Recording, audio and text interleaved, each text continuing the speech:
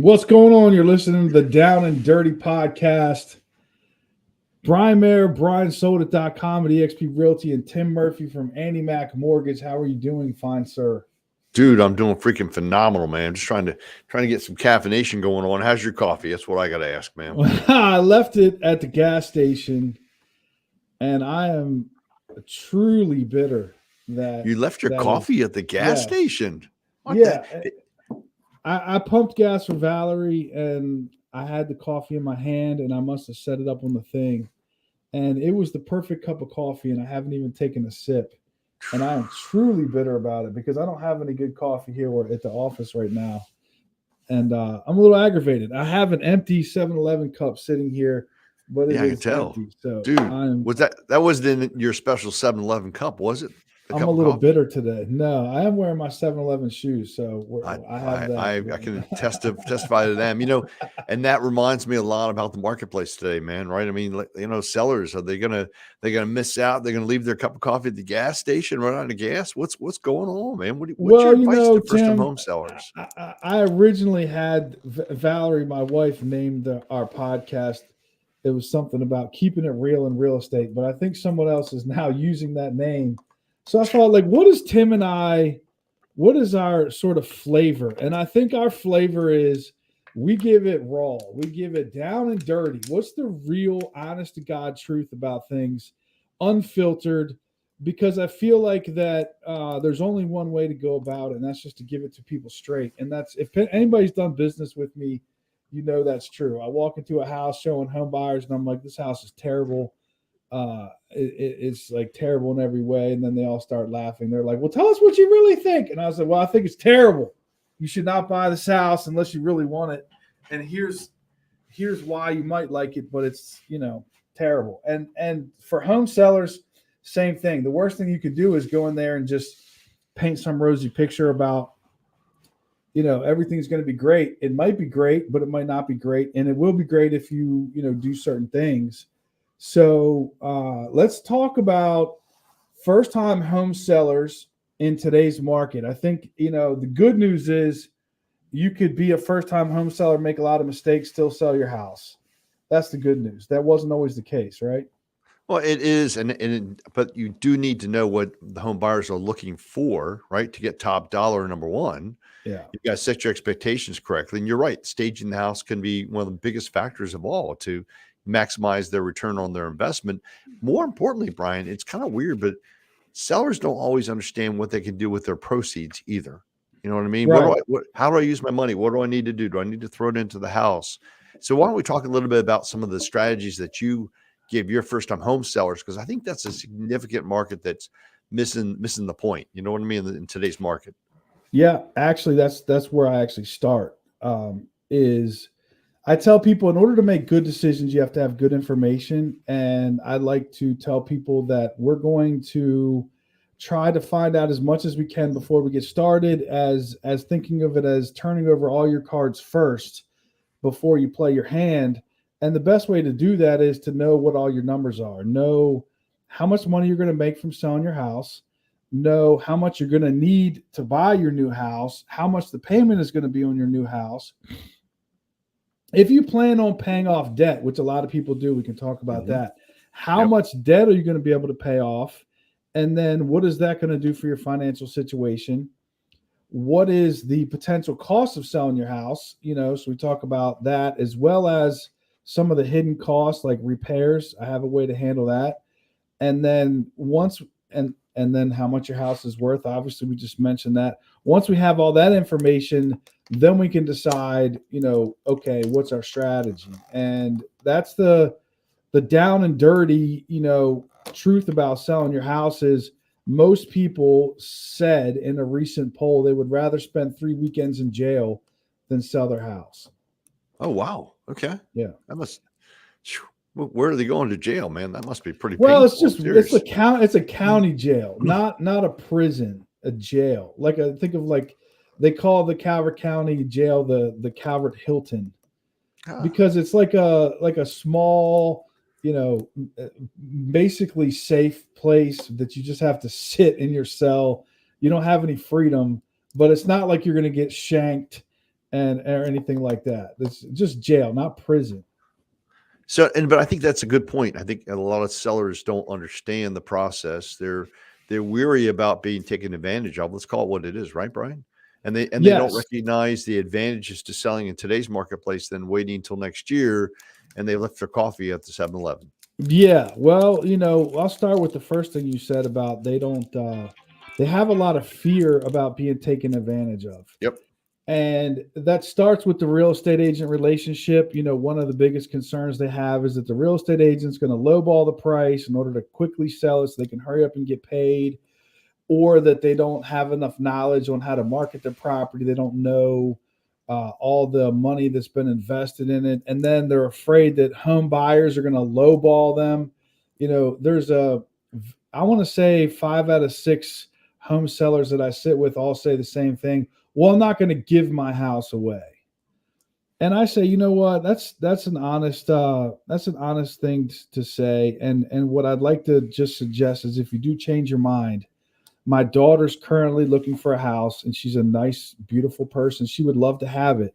So if you are giving it away, please consider her for the house. And that's still true, by the way. If you're watching this video and you want to give your house away, she's currently looking.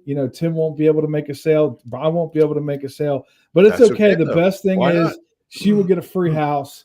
So, home sellers are petrified that they're not going to be in the best position because they're going to get taken advantage of by home buyers who are greedy, and they also don't want to make any repairs, and they don't want to spend a bunch of money fixing up their house in order to get it ready for sale.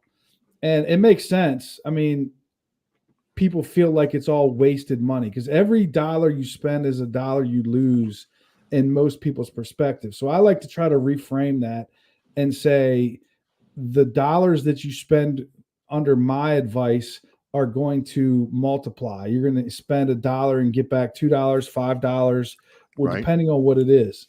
So starting with, how much it's worth, that's the biggest question people have. I get an appraisal on all my listings, and it's not just to find out how much the house is worth. It's also to take away the perceived or the potential animosity that a home seller might have towards a real estate agent. Like they think, oh, you don't know what it's worth. You don't live here, whatever it is. You're not from this area. You don't know my neighborhood. You don't know how much money I've spent.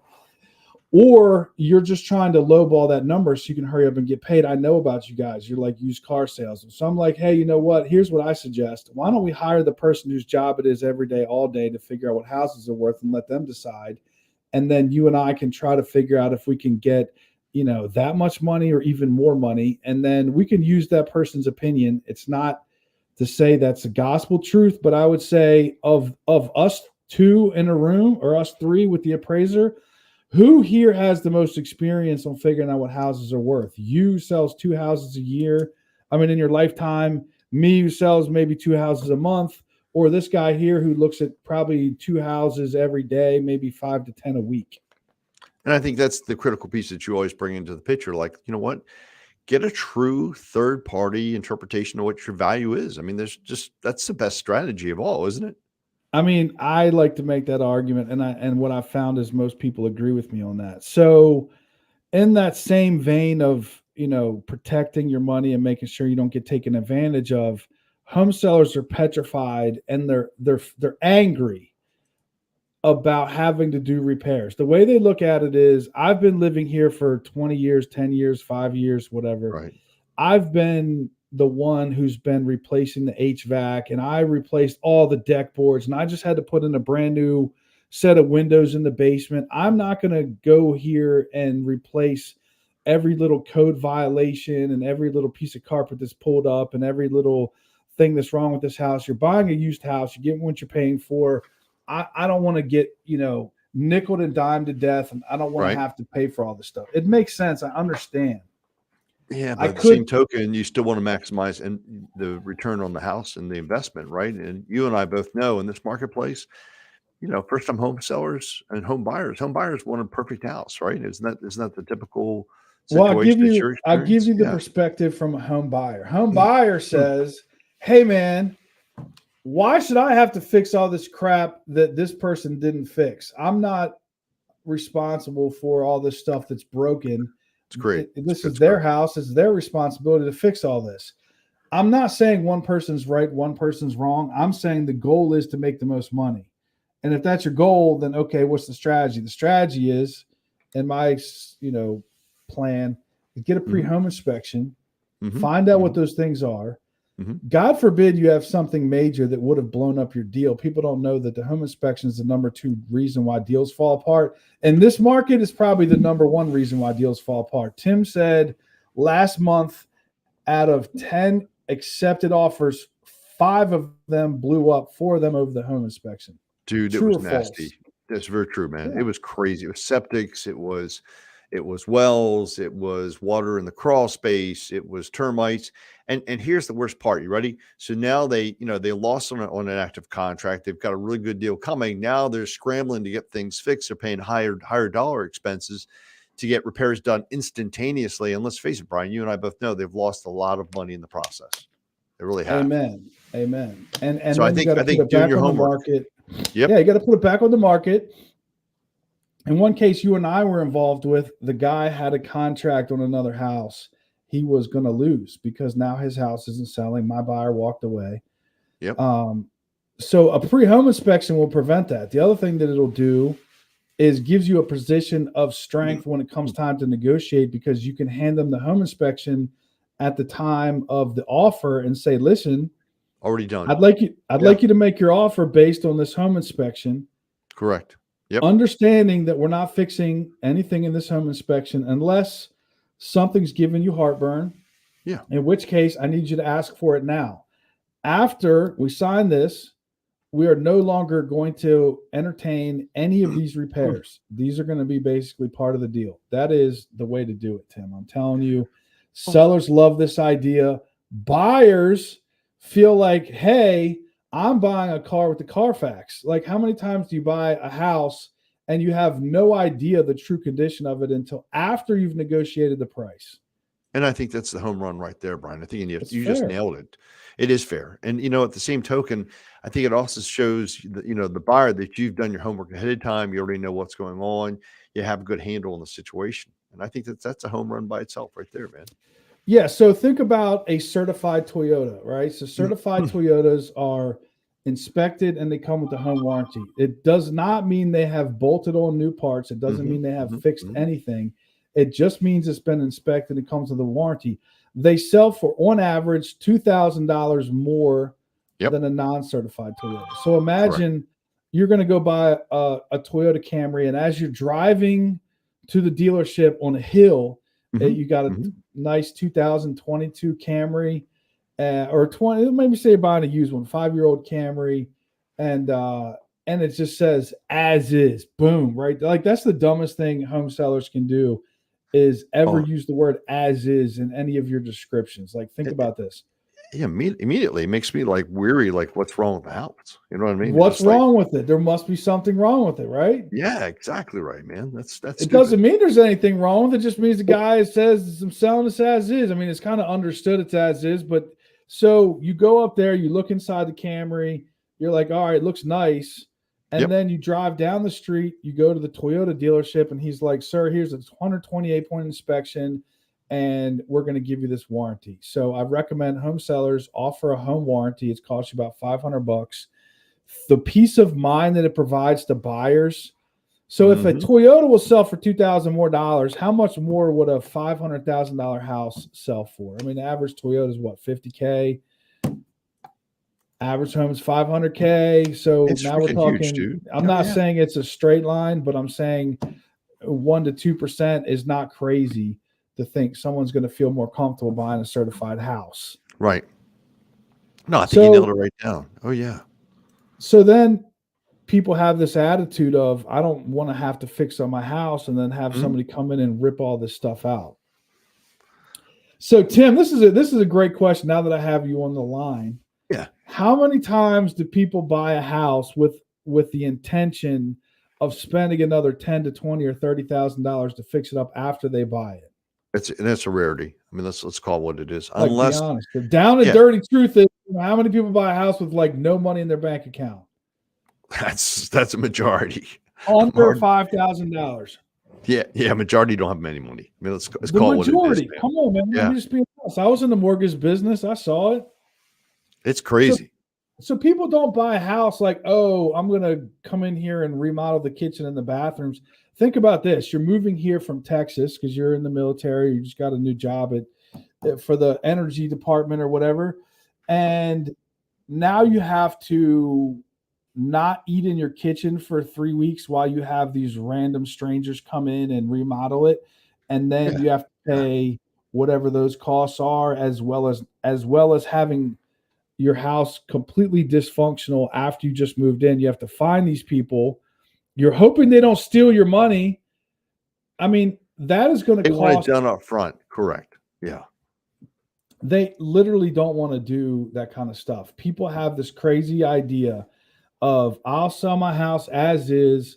Someone else can come in here and do all this work. It's not to say that you can't do that, because there are plenty of people that would love to be able to buy it, not necessarily do it right away, but like my son-in-law, he wants to do it over the next couple years. And he's actually only looking for that type of house, but he is in the minority. But the majority don't. They want the house finished. They want to have it beautiful. They want to be able to move into the house. They want to be able to jam. I mean, it makes sense, Brian. It's win-win, right? You work so hard to get there. If your budget is $500, it's not to say we can't work with $500, but if your budget is $5,000 or $10,000, then we can turn the $10,000 into $20 or $30 or $50,000, depending on what we're doing. And that's kind of the goal here, is just to take your situation, figure out what you can and can't do, what your numbers are going to be, and what is a strategy for getting the most money when it comes to selling this house. If you have your numbers ahead of time from Tim, you have your appraisal, you know what you're going to sell for, you have your home inspection, you know what your repair costs are going to be, you'll have some sort of an idea of what your house is worth today versus fixed up with conversations with me. Mm-hmm. Then you can make good decisions on what you're going to do. I can also provide the contractors to do the work at a small fraction of what you would pay to do the work. I mean, I had a home seller one time, she's paid $7,000 to have her hot water replaced. And I was like, is this a magic hot water heater? Is this $7,000, Brian? What the hell was that about? One of these local HVAC contractors that are prominently advertising in the area. I won't mention any name, but I was furious. This woman was elderly. She was clearly taken advantage of. And I see it quite a bit when I see somebody who spent $20,000 on HVAC or whatever. So I could get all that stuff done way cheaper than you probably can.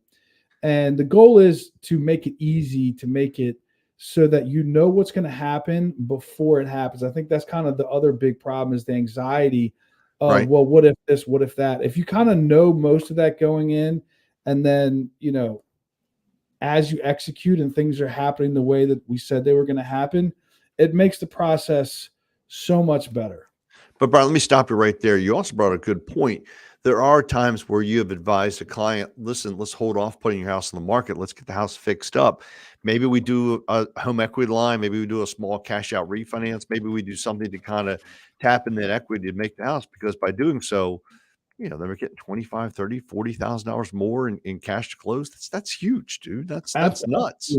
Absolutely. And it's not to say, and I'll say, Tim, this is the number one reason why people do not hire me, is because they think I'm going to tell them they have to do all this. Sure. And I'm here on the record saying you don't have to do anything. I could put a sign in your yard right now. All I'm going to do is make the argument on the things you could and should do within whatever budget you have. You can decide to do what those things are. I can help you prioritize them.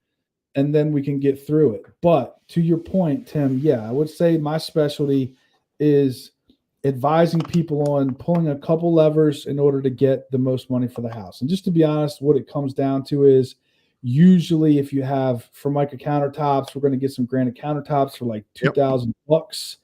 We're going to probably put new laminate vinyl planking in your kitchen, maybe paint the cabinets, maybe put new door handles up, a few ceiling fans, light fixtures, maybe do some light painting, fix up some small repairs. and we're going to take all the screens off your house, put them in the garage, maybe throw some mulch down. And that is going to push your profit margins so far up because the kitchen's the main, room in the house.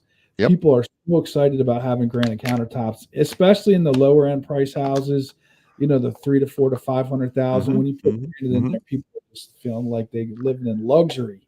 And I think people will understand that too, Brian. When you're showing them that they can get so much more for the house, number one, and then the other thing you do is you sit down and you put a plan in place to say, okay, what are you going to do with the proceeds, right?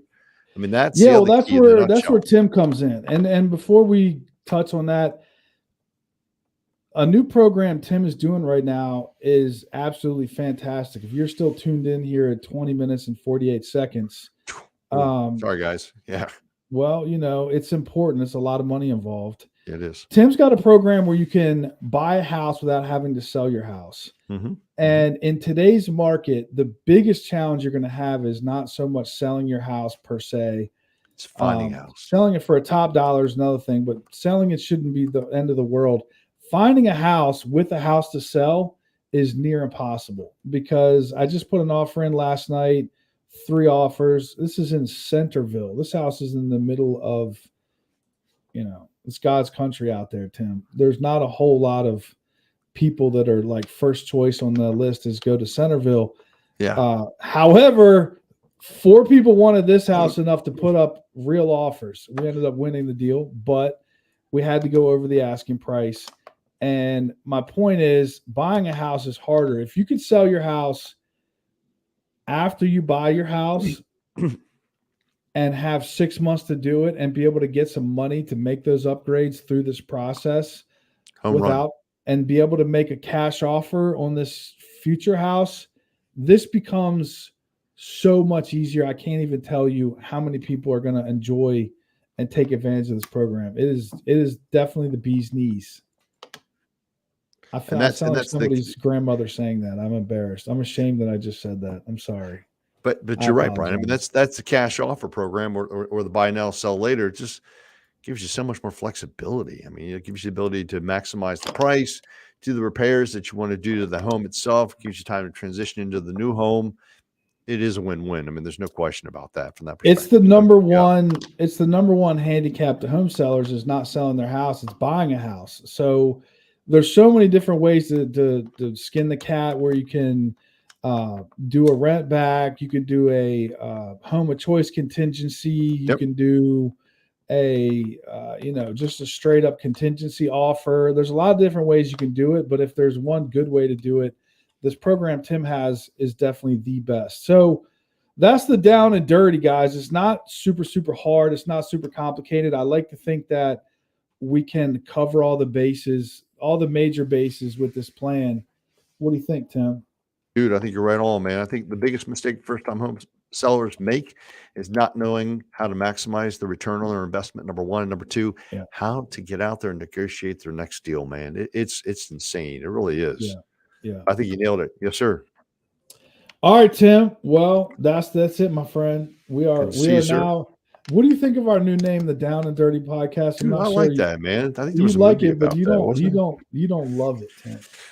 I'm not gonna lie to you. It's a we little might have unique. to come up with a new name, but I feel like it's real. I feel like the one thing that we're known for, Tim, is just telling the truth about it. Tim's like, hey, house prices are expensive. You got to get over it. You got to change your perspective. You just need to suck it up, Buttercup, because it is what it is. Like, that's just the down and dirty truth, Tim. Come on, just keep it real. But there are really good deals out there. You just got to make it happen, man. That's all there is to it. All right, brother. All right, man. Catch you with, man. All right. Later.